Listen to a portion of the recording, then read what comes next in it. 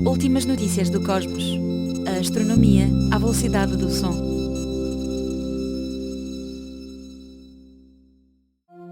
Sejam bem-vindos às últimas notícias do cosmos. Meu nome é Ricardo Cardoso Reis e durante os próximos 6 minutos vou ser o vosso guia nesta viagem sonora pelo universo.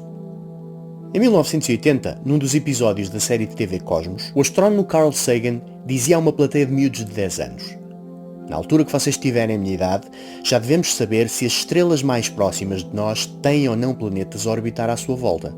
Podemos conhecer dezenas ou até centenas de sistemas planetários e saber se são iguais ao nosso, ou muito diferentes, ou até que nem existem planetas à volta das outras estrelas. Isto vai acontecer durante o vosso período de vida e será a primeira vez na história da Terra que alguém terá a certeza se existem planetas noutras estrelas.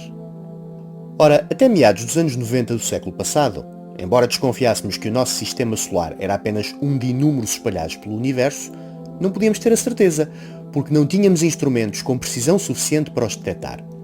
Mas na altura em que aquelas crianças chegaram à idade de Sagan, não eram centenas, mas sim milhares os planetas conhecidos à volta de outras estrelas. E segundo a Extrasolar Planets Encyclopedia, que podem consultar em exoplanet.eu, em outubro de 2020 são conhecidos 4.356 exoplanetas em 3.220 sistemas estelares, 712 dos quais têm mais do que um exoplaneta conhecido. A grande maioria dos exoplanetas não foi observado diretamente, pois os planetas não emitem luz, são demasiado pequenos e a luz das estrelas-mãe ofusca-nos a visão. Por isso, quase todos foram detectados com um de dois métodos indiretos, o das velocidades radiais e o dos trânsitos. O primeiro exoplaneta detectado à volta de uma estrela semelhante ao Sol foi o 51 Pégasi b, anunciado a 6 de outubro de 1995 por Michel Mayor e Didier Queloz, dois astrónomos do Observatório de Genebra.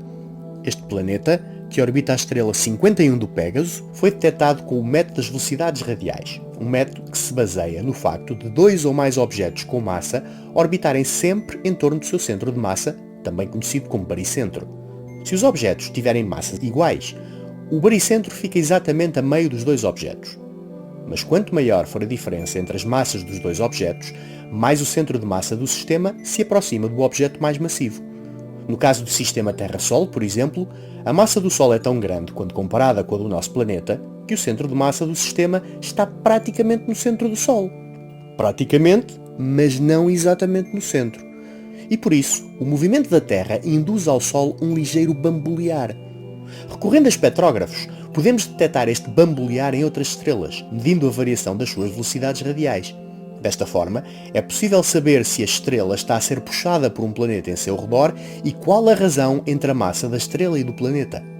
Foi com o método das velocidades radiais que Michel Mayor e Didier Queloz mediram o pequeno bambolear da estrela 51 do Pégaso, o que lhes permitiu detectar que a massa do 51 Pégasi b é ligeiramente menor do que metade da massa de Júpiter. Mas este não era o Júpiter que estamos habituados no Sistema Solar. Este foi o primeiro Júpiter quente a ser descoberto. Um Júpiter quente é um planeta gigante gasoso, com características semelhantes ao nosso Júpiter, mas com períodos orbitais inferiores a 10 dias, porque orbitam muito próximo das suas estrelas. O 51 Pégasi b, por exemplo, orbita a 1/10 da distância a que Mercúrio está do Sol. A esta distância, não é de admirar que este Júpiter seja quente. O planeta tem uma temperatura que ultrapassa os 1000 graus Celsius e completa uma órbita em apenas 101 horas, ou pouco mais do que 4 dias. Por comparação, Júpiter demora quase 12 anos a dar a volta ao Sol. A mera existência de um Júpiter quente levou a uma revolução na teoria de formação de planetas.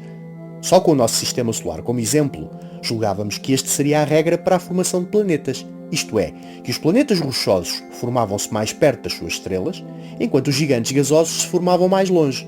A detecção subsequente de muitos mais Júpiteres quentes levou à teoria que os planetas se podem formar em outras órbitas nos seus sistemas estelares, migrando para mais longe ou para mais próximo da estrela em alturas posteriores. Estas migrações provocam distúrbios gravitacionais que podem interferir com outros objetos no sistema. No nosso sistema solar, os resultados das migrações de Júpiter e Saturno há cerca de 4.000 milhões de anos podem ainda ser detectados na distribuição não uniforme de asteroides na cintura de asteroides que vemos nos dias de hoje. A descoberta do 51 Pégasi b foi assim um marco histórico na astrofísica moderna que levou à criação de uma área de investigação completamente nova. O astrofísico português Nuno Cardoso Santos fez o seu doutoramento sob a orientação de Michel Mayor na Universidade de Genebra. Quando regressou a Portugal, criou uma equipa de investigação em exoplanetas no Centro de Astrofísica da Universidade do Porto, centro que em 2014 se fundiu com a sua congénere da Universidade de Lisboa para formar o Instituto de Astrofísica e Ciências do Espaço. Atualmente, a equipa do IA é uma das mais competitivas a nível internacional, tendo participado na descoberta e caracterização de centenas de exoplanetas.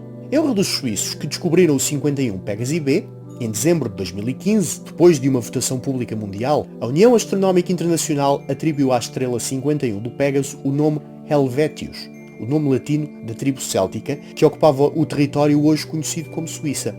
Já o planeta 51 Pégase b recebeu o nome de Dimidium, latim para metade, uma referência à massa do planeta ser sensivelmente metade da massa de Júpiter. E já em 2019, a Academia Sueca reconheceu a importância da descoberta do 51 Pégase b, atribuindo a Michel Mayor e Didier Queloz o Prémio Nobel da Física. Desde este primeiro Júpiter quente, há 25 anos, foram descobertos os mais diversos tipos de exoplanetas, desde superterras a mini-Neptunos, alguns que estão na zona de habitabilidade da sua estrela, outros tão próximos que são tão quentes como pequenas estrelas. Em alguns chove ferro, já outros têm a densidade de algodão doce. Até já se detectaram atmosferas em alguns destes planetas. Enfim, diversidade é algo que não falta por essa galáxia fora, mas falta ainda detectar um verdadeiro gêmeo da Terra. Mas isso só mesmo com os instrumentos da próxima geração. Últimas Notícias do Cosmos é um podcast produzido pelo Planetário do Porto Centro de Ciência Viva e pelo Instituto de Astrofísica e Ciências do Espaço.